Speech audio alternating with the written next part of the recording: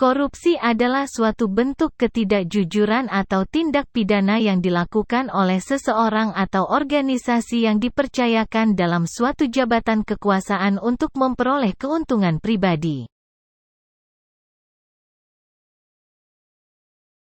Kasus korupsi Bank Senturi di tahun 2008 berawal dari ketidakmampuan bank dalam membayar hutang sehingga pemerintah turun tangan memberikan dana 6,7 triliun.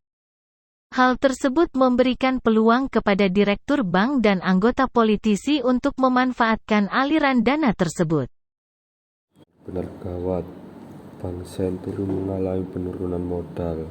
Aku benar-benar tidak menyangka bahwa banyak surat berharga dan bank ini gagal dalam membayar hutang. Kalau terus seperti ini, aku bisa bangkrut. Namun, dengan tidak adanya bank ini, pasar uang akan kacau. Mungkin masih ada harapan.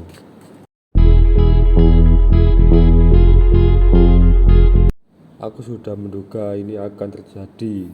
Bank kami mendapat suntikan dana sebesar 6,7 triliun. Namun, bank ini harus berada di bawah pengawasan LPS. Aku harap bank ini dapat berfungsi untuk demi kesejahteraan masyarakat.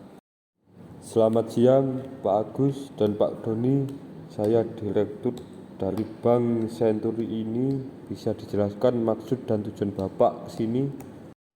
Selamat siang, Erik. Kami di sini ingin mengajukan proposal kerjasama denganmu perihal tentang aktivitas politik yang sedang berjalan saat ini. Kami harap kamu mau bekerja sama.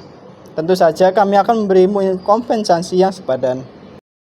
Jadi maksud Bapak ke sini untuk meminjam dana untuk kampanye pemilu gubernur. Namun, sayang kami masih berada di pengawasan LPS, jadi kami tidak bisa membantu. Jangan khawatir. Kamu dapat mengelabui pengawasan itu dengan beberapa transaksi palsu. Kamu juga dapat mengambil beberapa untuk dimasukkan ke kantong pribadimu. Setelah kami mendapatkan kekuasaan lebih, kamu bisa menambahkan harta kekayaanmu. Pasti kamu tidak akan menolak. Idemu bagus, namun aku masih harus menjaga kewajibanku terhadap masyarakat. Akan tetapi, apabila kamu dapat menunjukkan bukti dari perkataanmu, mungkin aku bisa membantu. Baiklah, kalau begitu kita sepakat.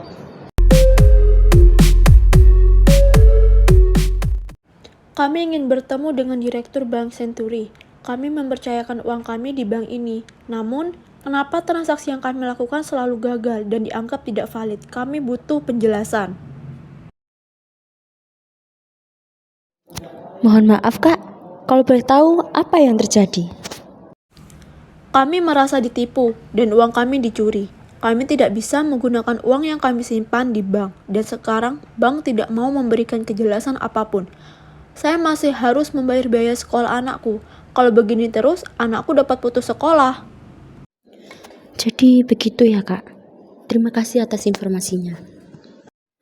Pak Dedi, bagaimana dengan tanggapan Anda mengenai kasus Bank Senturi yang menghentikan transaksi masyarakat secara sepihak ini, Pak? Atas nama KPK, saya berjanji untuk segera melakukan penyelidikan mengenai kasus ini. Penyalahgunaan wewenang untuk kepentingan pribadi sangat melanggar undang-undang. Hukum harus ditegakkan di negeri ini. Apakah Bapak sudah tahu tersangka yang terlibat dalam kasus ini? KPK sudah menetapkan 2 tersangka untuk kasus ini, dengan tersangka pertama inisial E dan tersangka kedua inisial A. Kami akan menyelidiki kasus ini sampai ke akar-akarnya. Pak Dedi, saya ingin membantu penyelidikan yang Bapak lakukan. Saya akan menguak dalang dari kasus ini. Saya mengharapkan kerjasamanya. Meanwhile,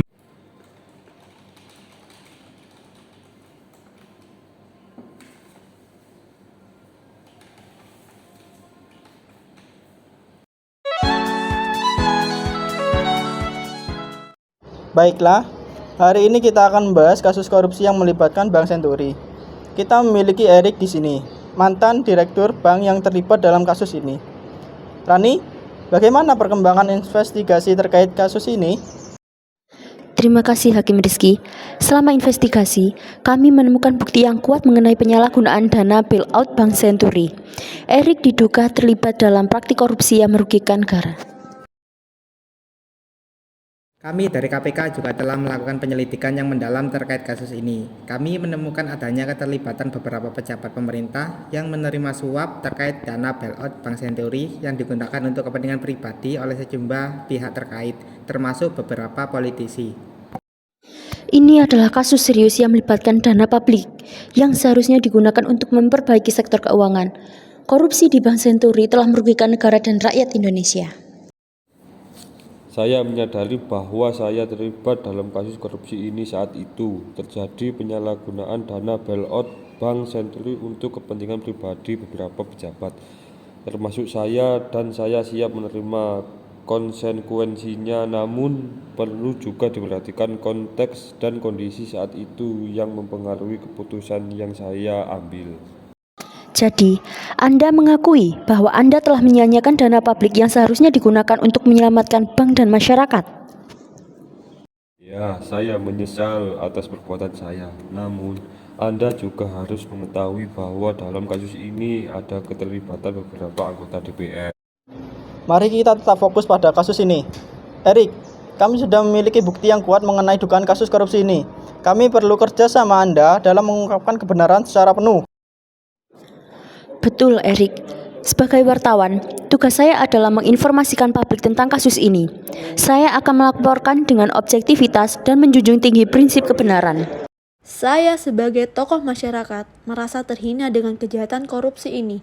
Kami harus menuntut keadilan dan memastikan bahwa uang rakyat yang hilang akibat korupsi ini dikembalikan. Saya siap bekerjasama dengan penyidik dan memberikan semua informasi yang saya miliki.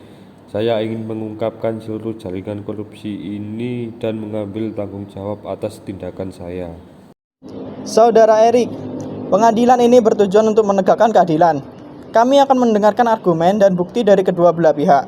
Namun, tindakan korupsi ini tidak dapat dibenarkan dan harus dipertanggungjawabkan.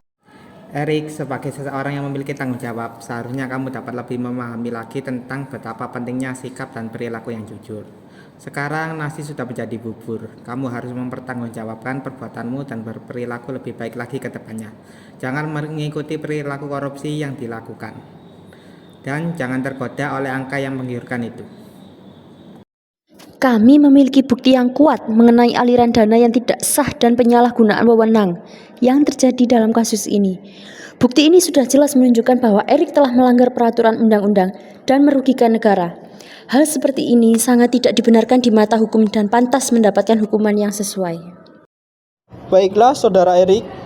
Hakim memutuskan bahwa terdakwa Erik terbukti melanggar pasal 2 ayat 1 Undang-Undang Nomor 31 Tahun 1999 sebagaimana telah diubah dengan Undang-Undang Nomor 20 Tahun 2001 tentang pemberantasan tindak pidana korupsi.